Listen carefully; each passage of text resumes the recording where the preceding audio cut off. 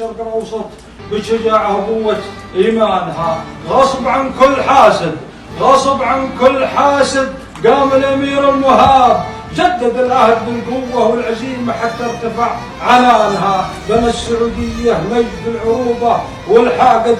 خاف صارت دولة عظيمة بسياسة حكامها، عراب الشرق الأوسط